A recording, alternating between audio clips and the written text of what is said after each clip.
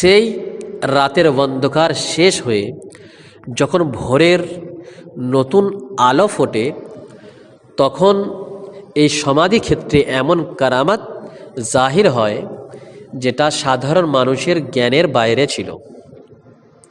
ইংরেজ থেকে শুরু করে সাধারণ ব্যক্তিগণ পর্যন্ত অবাক হয়ে যায়, এটা সম্ভব হয় কি করে।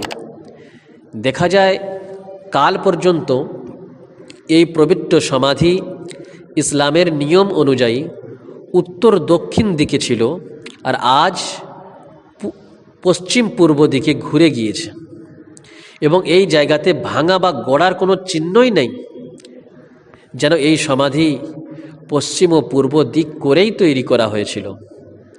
এই অলৌকিক ঘটনা দেখার পর ওই শ্রমিকগণের আনন্দের কোনো ভাষা ছিল না।